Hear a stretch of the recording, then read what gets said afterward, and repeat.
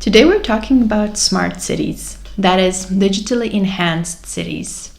And I got to interview two philosophers working specifically on this topic, Sage Cammers-Goodwin and Michael Nagenborg from the University of Twente in Holland.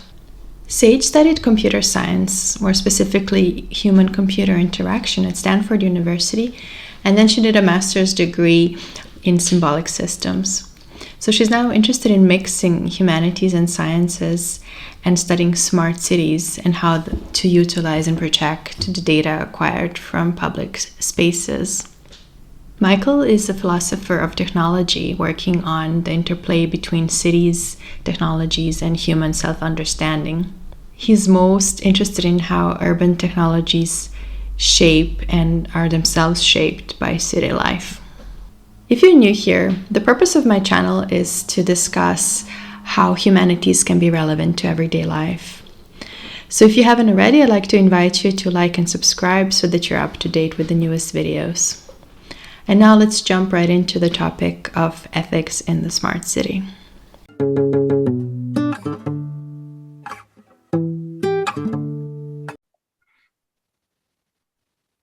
So hi, Michael. Hi, Sage. Thank you very much for agreeing to come to this channel and to be interviewed on your research. So I will start by talking about this concept of the smart city. So it's this huge buzzword, or it was at least in the last 10 years or so, especially in this business-driven urban development world. And some government officials and some big tech companies treat the smart city as a kind of a cure-all solution for all city ills. But other people, especially people from the humanities like us, are extremely skeptical about this ideal of the smart city. So what do you think makes for the attractions of the smart city paradigm? Clever branding. I mean, who would like to be a dumb city, right? So I mean, this is really all trick. I think I learned something from philosophy. I mean, it's like Plato starting off with, you want to live in a just or unjust society? And of course, everybody goes, yeah, we want to live in a just society. Same with smart cities. You want to live in a smart or in a dumb city? I would like to, yeah, and there you go, right? Trick number two, redefine what smartness means. So turn smartness into a product that can be sold. So I think that is part of the corporate drive behind this. So kind of this technocratic idea that only if the cities were smart enough, all the problems will be solved. Yeah, and also it's about defining smartness in such a way that it has a lot to do with data. And so if you have enough data and the data is well connected and perfectly analyzed, you fully understand the city as a whole, then you can fix all the problems. Right. And what do you think are the most important dangers of this paradigm of planning the city in this way? Well, maybe Sage, please go ahead.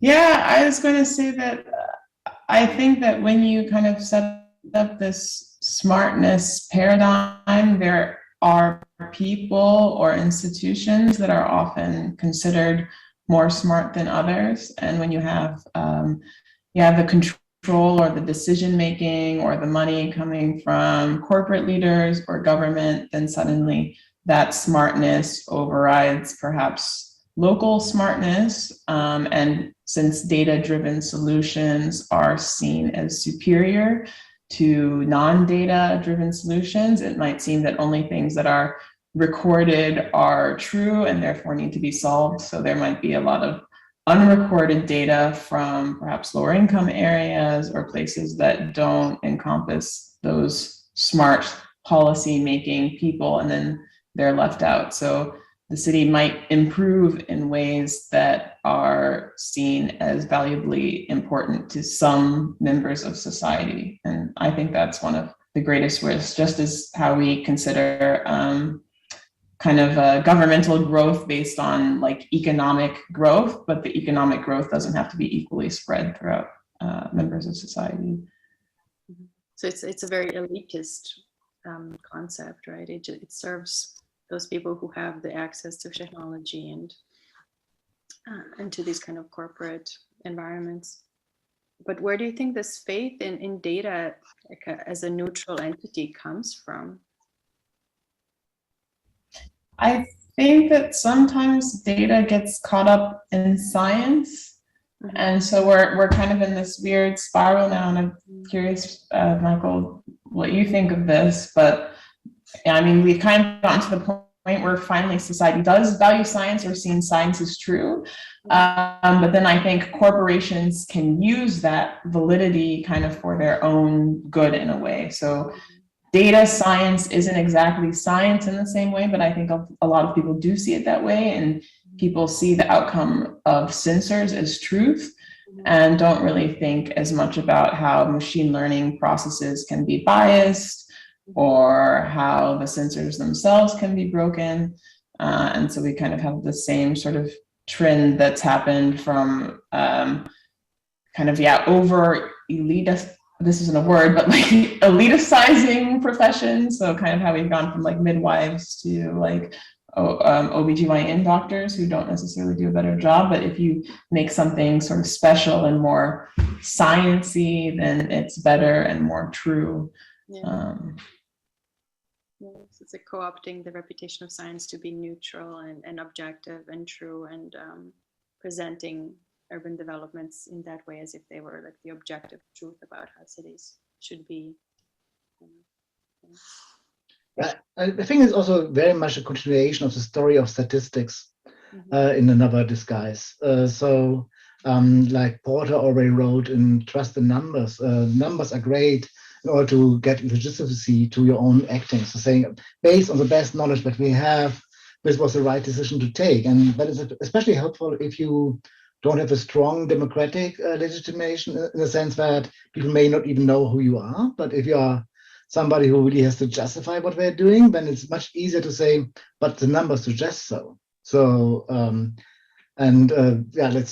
if you go for more concrete examples, if you have to justify, for example, as a police officer, why certain areas are under patrol and others are not, then turning to crime statistics or to preventive statistics help you to make that point and say, okay, of course we would like to offer the same service to everybody in the city, but since I have limited resources, it was more reasonable for me to deploy my officers here and there rather to go somewhere else. And I think that has been done with statistics for quite a while.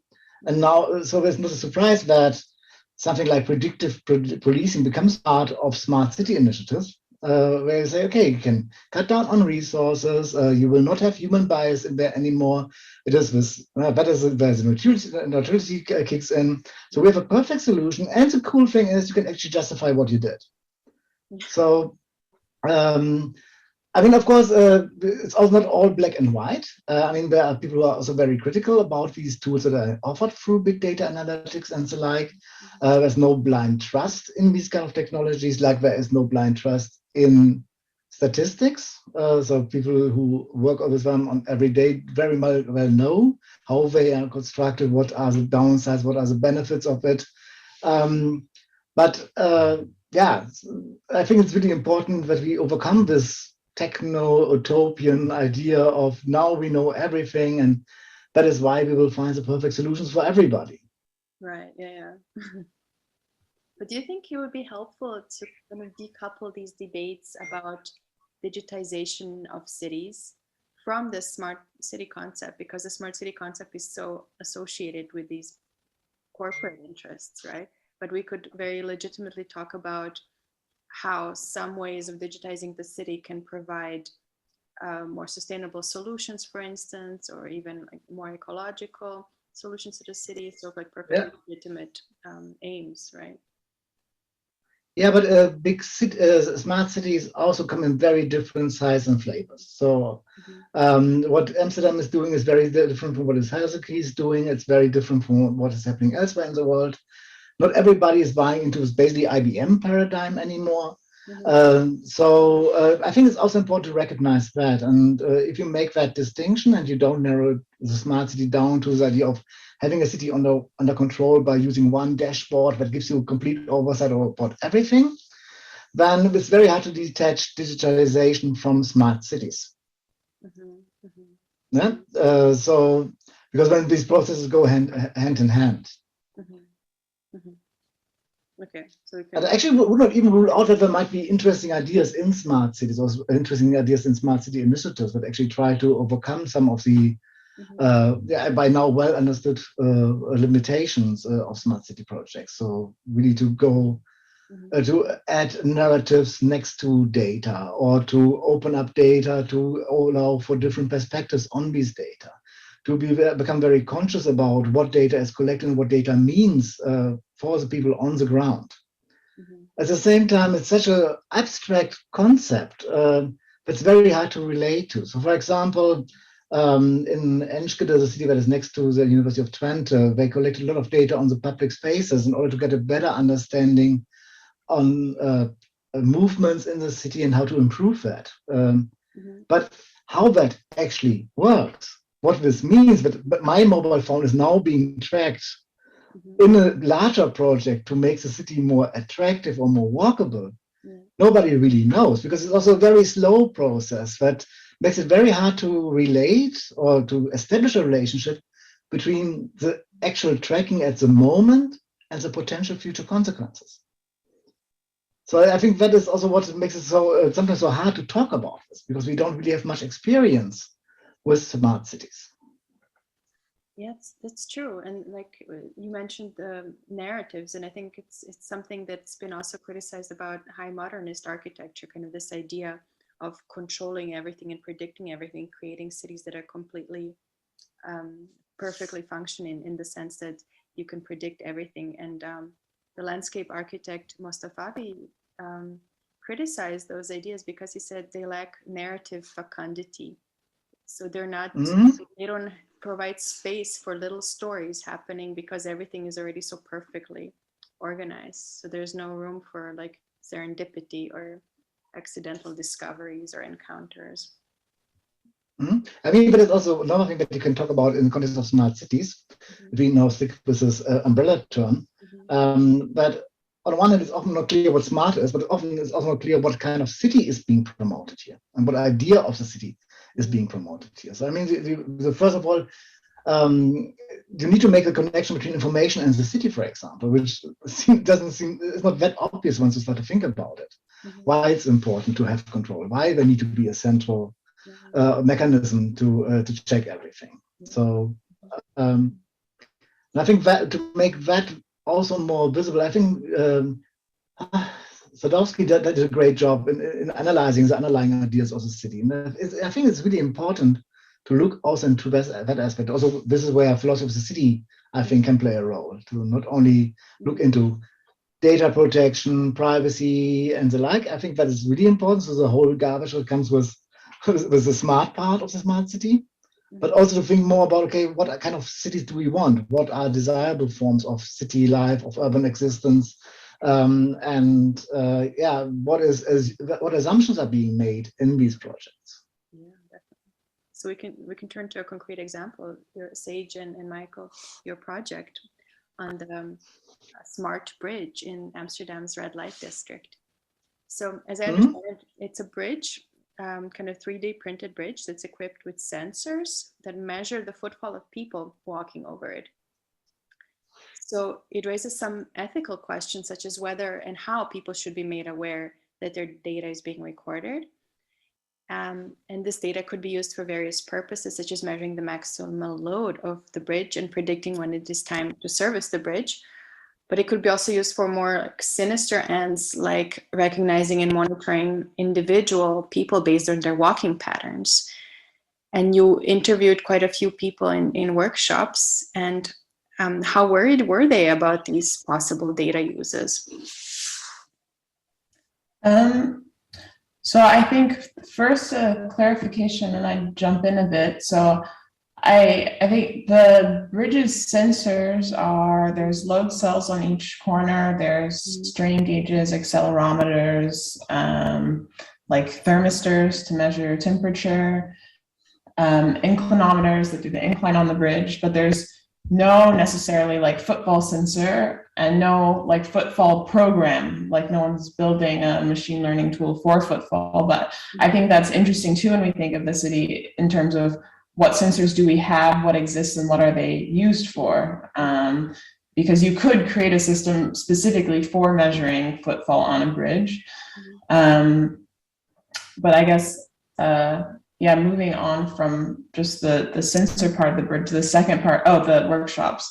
So it really depends on how you frame it to people. So I hosted 2 workshops in Enschede. One was more on the data aspect of the bridge, and the other one was more on the design. And if you introduce the bridge to people as a bridge that has sensors on it, especially when you mention the eventual plan, they're not installed yet, but the plan is to have cameras on each side of the bridge that skeletalize people. So you only see kind of like stick figure images walking over the bridge. So that's all that researchers would have access to.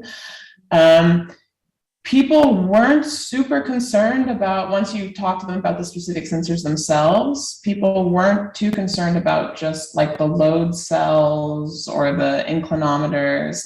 The cameras people were more concerned about, but that's kind of what they're used to. And when you frame things in terms of privacy, then people get more nervous and they're like, okay, do I have a right to this? Do I not have a right to this? And people were very mixed. So people more with like engineering backgrounds were like, whatever, it's just data. And some other people were like, I don't know how this makes me feel, or I don't want this data to be mixed with other infrastructures in the city, or I don't want it to go to corporate parties, or it matters to me who's using this data. In the second workshop, where we told people it was a smart bridge, but instead spoke about it in terms of how could you as an individual like use these aspects of the smart bridge, like what would you want the bridge to do, then people were much more excited and thought about like, oh, what would I want the bridge to say to me, or what would be kind of interesting things that a bridge could do. So it makes a big difference on just how it's framed to people, which I think is really interesting. You can take the same bridge, and depending on how you describe it, you have completely different reactions from individuals. But just the basic sensors, people didn't care much about, which makes me think that if there was an actual footfall sensor without cameras, people might not care too much, maybe unless it really individually recorded them. Okay. Mm-hmm. And maybe that's also one of the reasons why we got engaged in this project. Like I said, there's hardly any way to experience a smart city by now. But the bridge is a nice example of a potential smart infrastructure that is quite concrete in a sense, that you can walk on it, and there are all these sensors that will be doing some measurements. It's also a very open project and so far, but there's actually no use case for it so far. So the sensors are there to monitor the bridge health, so it's about maintenance and safety regards, but nobody really thought about using the human side of the data, so to speak. But there are, of course, potential implications for transportation, mobility management, for example, in cities. Of course, in terms of COVID, could also be, are people keeping the distance and the like. So, but it's still quite open, but yet concrete enough to trigger this more concrete discussions about, okay, it's not a smart city somewhere, but it's this bridge. And actually, this is the data that we are recording now. So how can you relate to that? But by the way, also to clarify, at the moment, we cannot collect any data because of there's still a discussion to be have with the municipality of Amsterdam, which is an interesting side story of being involved in this project. Because it's interesting to see how hard it is to get clarity about what you can do, what you cannot do in urban space, and how hard it is to implement smart city technologies in a city space, even in a city like Amsterdam, which clearly labels smart city and it's really welcoming and interesting in this kind of projects. But it still is so new in practice. It's not often clear who in the municipality should take lead in what are the responsibilities when it comes to data protection, what are the regional policies that you can set up around this thing. So again, also for us, a very interesting learning process in the sense of seeing, okay, we always assume this vision of this frictionless, completely monitored, controlled urban environment, at least what we are so used to in discussions. But if you look at how it is being realized, it's really complicated. And there are so many open questions around, okay, who's now in charge here, what to do, and the like. Or even, but Serge can tell more about that. The whole question about how to inform citizens is actually not straightforward. So when you think about how to use science in public spaces, for example. Yeah, definitely. It seems much messier and much more political than like the scene from, for instance, the Truman Show, where you see like this one guy kind of looking at the city from above and controlling everything. But do you think workshop participants could have been a bit more worried about the potential human side of this data, or you think it's fine to be quite like optimistic and open to these kind of sensors in our everyday environment? I think people are just so already overwhelmed with much more privacy sensitive data collection. Like just using your phone or your computer is a way, more individual, more personalized tracking system than a bridge that's mainly measuring itself in public space. So I think people are just, so overloaded currently with, personal data collection, both by choice. So, if you have a like smartwatch or something, then you're giving all that to Garmin or Fitbit or Apple, and then your phone, your laptop tracking. So I think then when someone hears about, a bridge, and it also, again, depends completely on framing. So I also in the workshop talk about like bridges, especially as infrastructures, they're quite sensitive to needing to be fixed. And there are, instances of bridges collapsing where it could have, if you had just known earlier or something had, sprung out, then they could have fixed it. And so then when you look at a bridge that's doing structural monitoring, then it's something that you want all of a sudden. So there's really this mix where people are really comfortable with like security cameras in bike storage facility areas in the Netherlands because it makes you feel safer leaving your bike there. And then the red light district itself is already so heavily surveilled. So there's cameras in almost every corridor. They do lots of crowd monitoring there.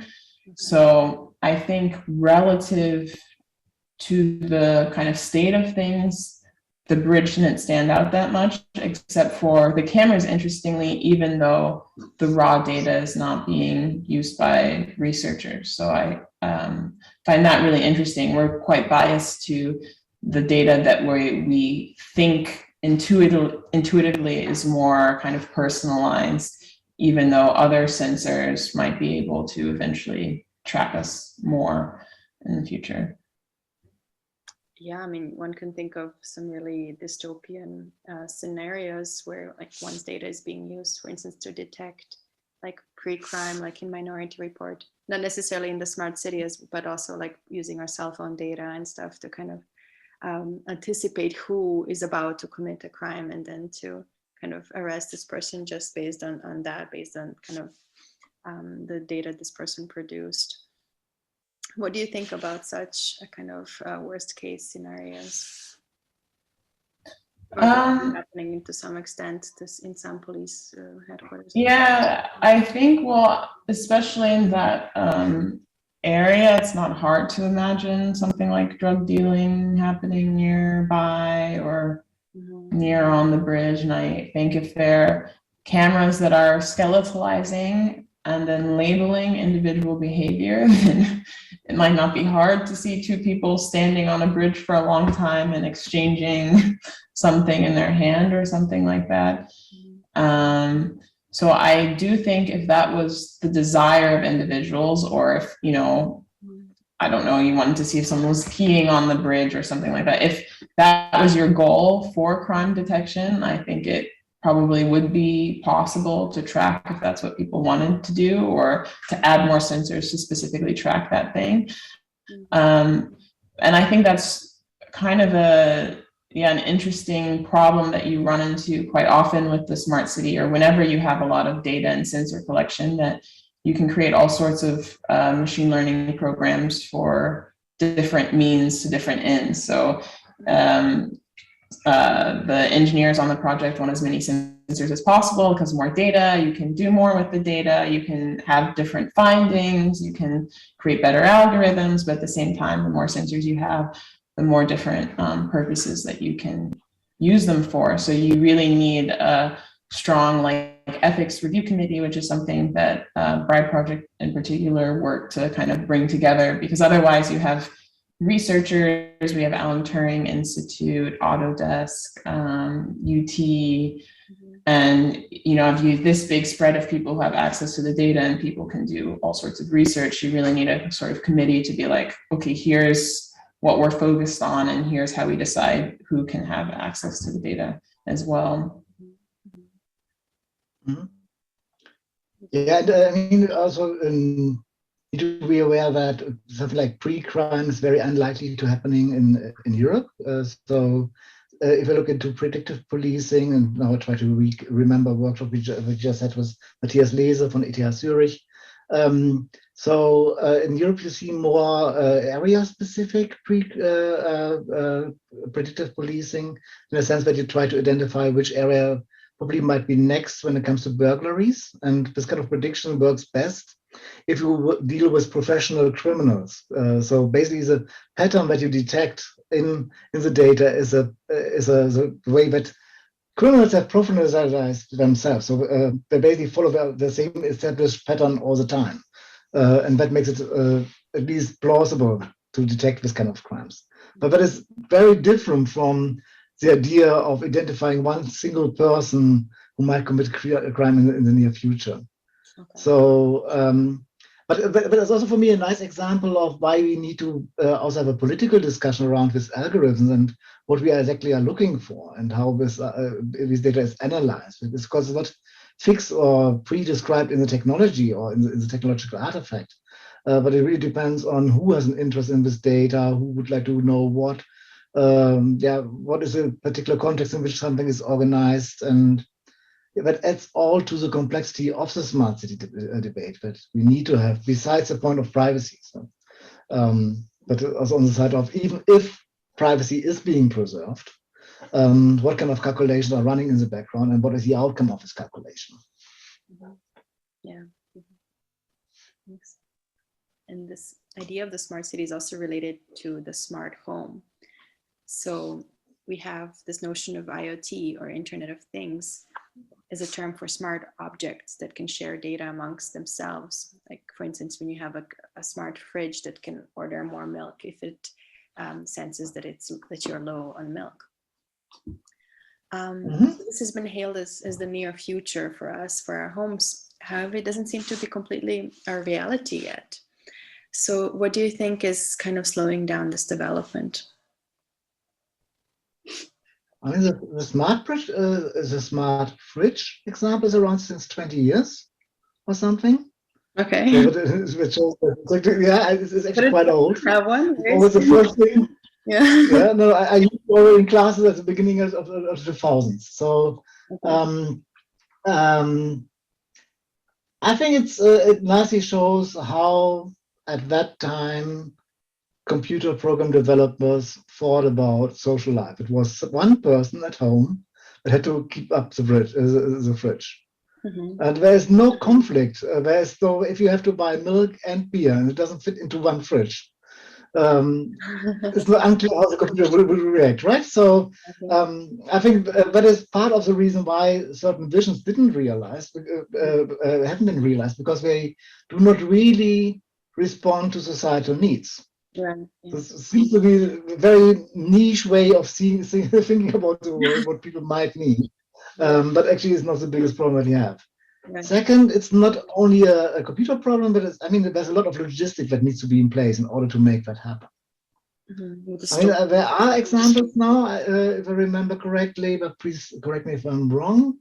For example, for doing shopping while you're coming home, and then triggering pick-up services I think in Japan that already works. so that people in the metro can do their shopping and then they collect the things later on their way home. But I think it's often forgotten what infrastructure you need to make this happen. It's not only one device, one fridge, and one sensor, but it's really the whole logistics behind this. Yeah, that's an interesting point. It's not only about technological doability, it's also about, like social needs and logistics of it all, like the politics of home life in some sense. Yeah, indeed. Again,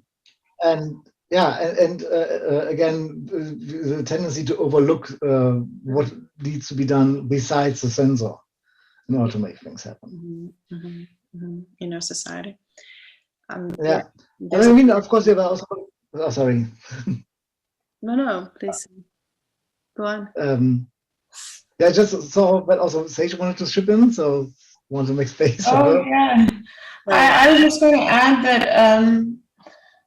Well, I think fridge is an interesting example because they're so expensive and not replaced that often, and it's a real sort of supply and demand. And I don't think that many people necessarily feel like they need a fridge, where something like a phone can do multiple tasks. So why invest in a smart fridge for just your food when you can, spend that money towards a phone that can be involved with a lot of things? And I'm also quite interested / surprised by how big the uptake is of like the Amazon Echo and the Google smart home device. Like, I think those devices are really picking up popularity, and a lot of people are installing them for to connect their light system, for their audio, to talk to it, to order things.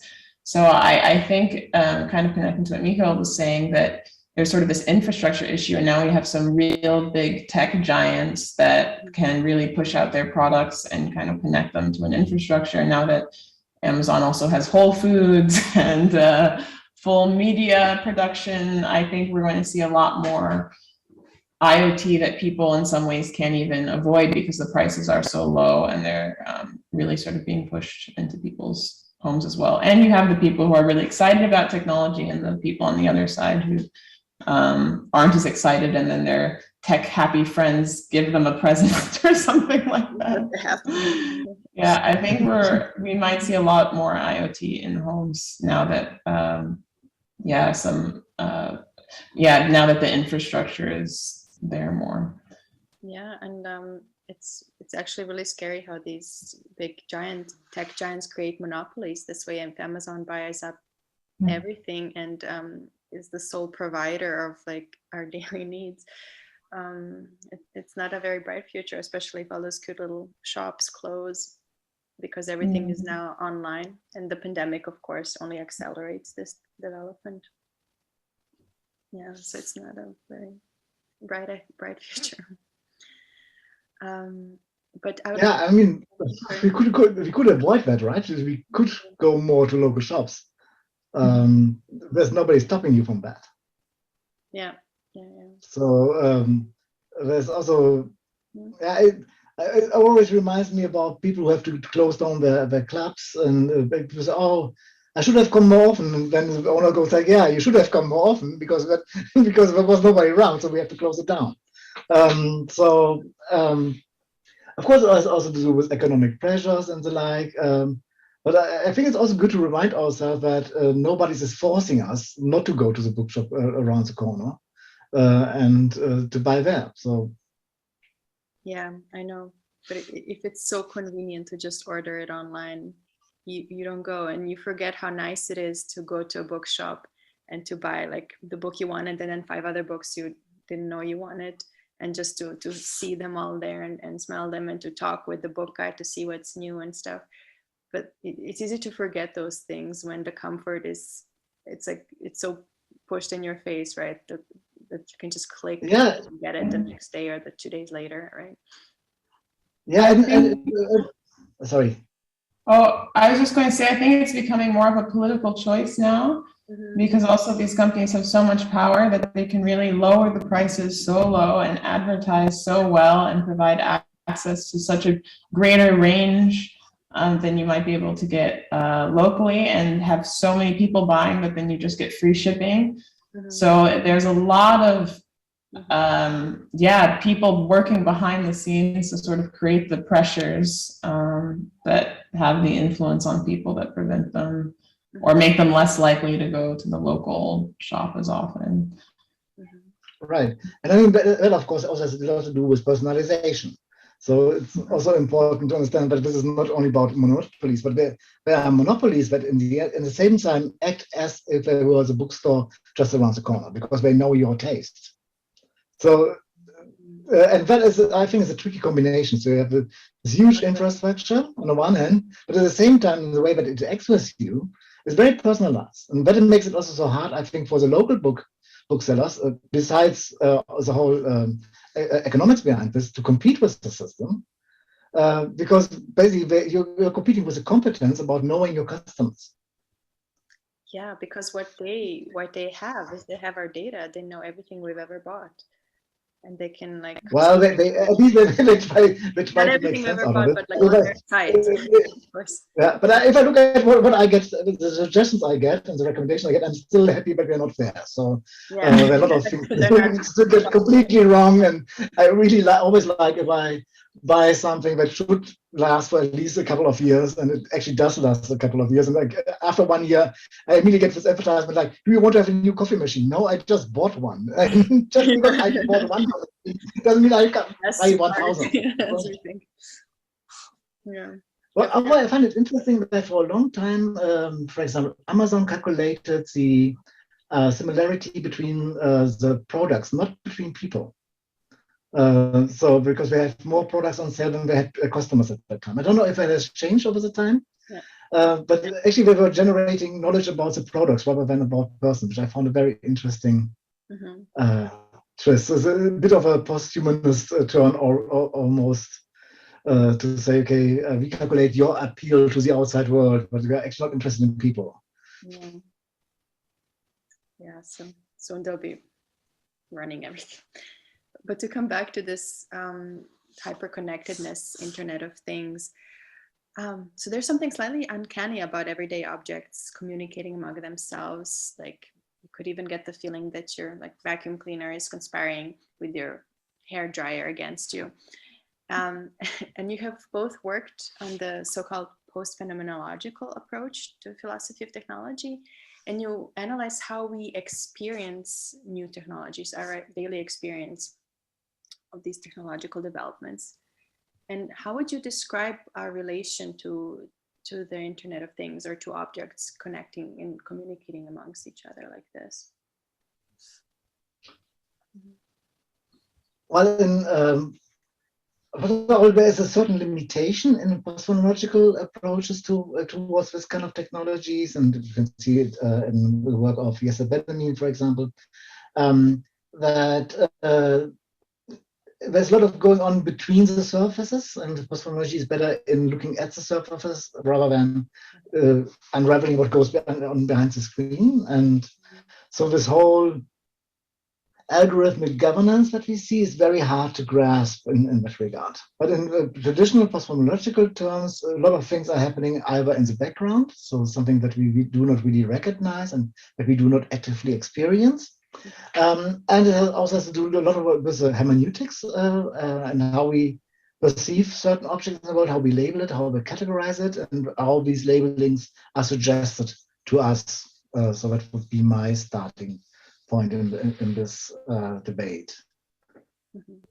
Yeah, I'd add to that. I think a lot of people's experience with objects and relationship to IoT depends on their knowledge and understanding of what's going on behind the scenes, and also how the objects will interact with them as well. So there's a difference between having a smart fridge and knowing that it's not smart, but not really having any, knowing how it works. Maybe it will cool some areas more if it knows that meat is there, and have it warmer for your produce.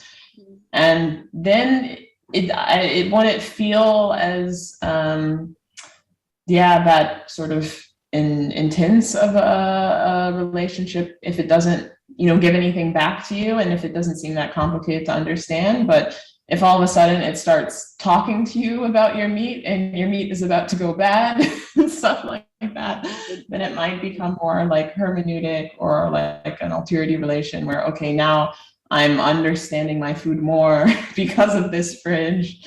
Or I need to interact back with the fridge, like, okay, when do you want your meat ready? I'll have it in 5 days. Okay, we'll start defrosting it then. So yeah, I think it really depends on the smartness of the object in terms of what it can do itself and also how it communicates back to you. I quickly have to go to the door. I guess I have to let you. Yeah, that's true. And how do you think this, like the fact that when such objects have some invisible agency that we don't necessarily see, like when they communicate with other objects, how do you think that kind of figures into our experience of them? Yeah, I think that would also depend on our understanding as well. So if I know that my fridge and oven are communicating to make sure that I can prepare my meal on time, and it just seems a bit like neutral and sort of not like they're necessarily thinking for themselves, but it's more, I don't know, timer induced or sort of basic things, then yeah, then maybe that won't have as big of an effect on me. But I think the higher the level of communication, the more it's beyond our level of understanding, then it gets more into your sort of uncanny zone that you were talking about. So wait, how did you know? I didn't even know what day I wanted to have which food in my fridge, but now you're telling me that I need to have, I don't know, I don't really eat meat, but the beef on this day, because of that's when the food goes bad, which you also know better than I do. So I think that's where it starts to get a bit, yeah, that's the start where it gets creepy, when the decisions are made without your input or knowledge or understanding of why the decisions are made. Right. But then perhaps if you're an engineer behind that system and you know how it works, then it would feel a bit less uncanny. Like, oh, I programmed it to work that way. That's exciting. So, yeah. Michael, would you like to add something about like the uncanny effects of smart objects? Do you ever experience that? I mean, the interesting thing, especially from a postphenomenological perspective, is that things always do more when you want, and they do it differently when you want. So one of the basic messages is always technologies are not mere instruments. It's not that they do not shape your agency. So if you have a smartphone, then the smartphone will shape your behavior, how you organize the everyday world, life, how you interact with people, and the like. So, and for me, the tricky part here is to understand what will become even more different, or what is the difference between the material agency that we always have to recognize and this interactive environment that we might end up with. Because from that perspective, it's not like, oh, now the environment starts to steer my behavior. The environment always does that. The question is what is happening else here. And so I do believe that this kind of personalization is something that we need to have an eye on. So the ways that we might create our own lock-in situation, the politics behind the algorithms that are analyzing what data is collected about me, why is it collected, what does it mean to the system, not to me. So because systems might think differently, and probably they will. So it's very unlikely that a computer thinks like a human being, so it will make different sense of the world.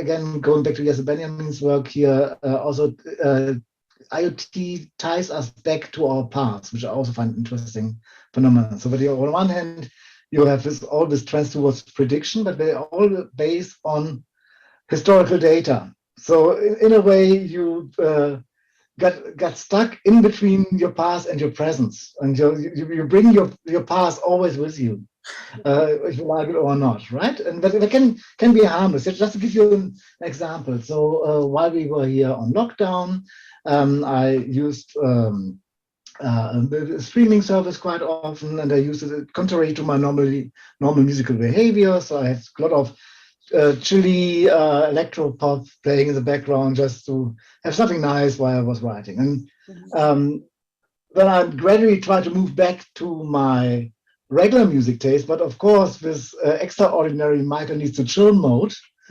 informed the system. So I got stuck in bad elevator music for quite a while. And it took me quite a while. I need to be very conscious about retraining the algorithm again to become bad black metal Michael again.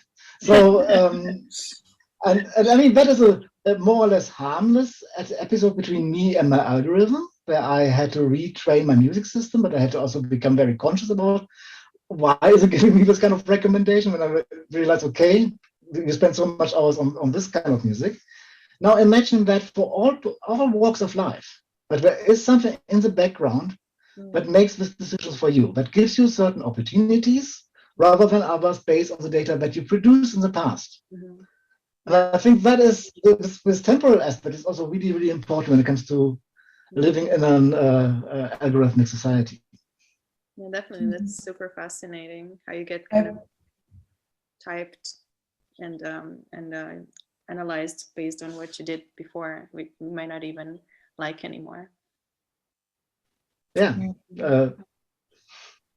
I was going to add to that.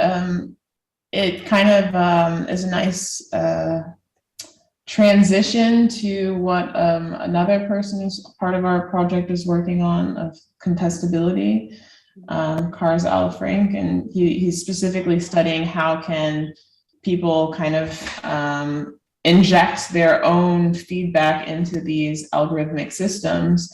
So specifically, he works on smart car charging as one example, where the charging rates will change for like a police car versus taxi versus just a normal car. But let's say you need to drive a pregnant person to a hospital, then you might want your car to charge at a slightly faster rate. So how can you kind of contest these systems? And I think that too might allow human agency to also have a say as we get into a more kind of smart environment. So if in this example, you were able to tell the algorithm, no, this was just a short period, ignore these months, then we might have a more symbiotic relationship with our technology. So I think it's important for engineers to consider that having systems in place in their algorithms where they can be contested. Of course, the problem with that might also lead to different forms of hacking by users. But yeah, that's still something to consider perhaps. And also in the smart city as well, like if we have these systems in place that people are bound to in the smart city, are there ways to tell the system that, okay, you're doing something incorrectly now? It just shows the importance, all the more importance of becoming aware of these technologies and how they work, so that we can kind of regain our agency and influence them also back, not only just being programmed by them. And of course, the tricky part here is that for actual use purposes, it's actually quite convenient if you don't have to think too much about how a thing works, right? So now we have this nice Zoom meeting and do an interview about it, but we don't think about all the algorithms that go behind this regarding video compression and what are the important details here, how to compress the sound. I mean, there's a lot of technology wrapping right now, right? But it works. We can focus on our talk because we don't have to think about it. And striking this balance between being able to have things in the background so that you can use them and you don't have to think too much about it, and at the same time being able to open it up. I think that will be one of the big challenges for technology in general for the future, but also for smart cities. So to on the one hand try to benefit from data, but on the other hand also being able to say, okay, wait a minute, what are we doing here? And also being able to ask questions about, okay, what data do you now collect about me in this kind of situation?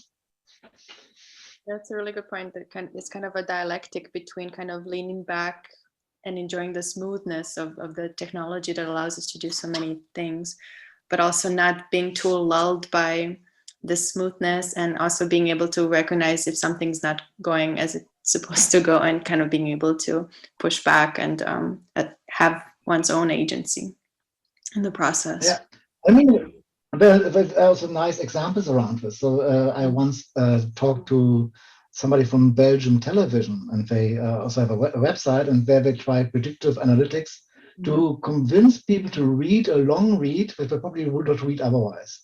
So they made a list of recommended readings that people should read, and then they try to do the same tricks that they normally do for other pieces to make sure that at least once a month you read something that you normally would not read, and that you.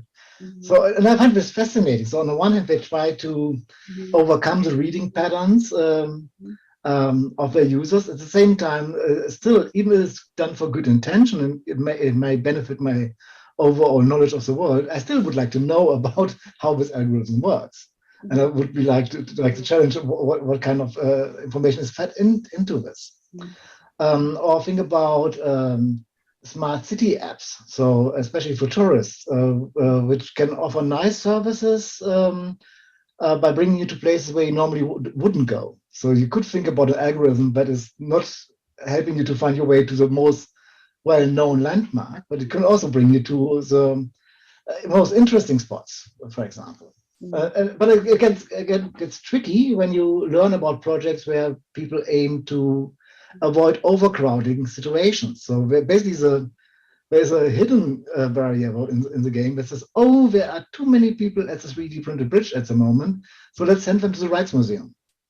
And again, it might even contribute to your better enjoyment of the city, because you don't get stuck in this huge crowd of people around the bridge, but you rather see some good works of art. But still, you may want to know why this device is giving you the recommendation based on what preferences and what data. Yeah.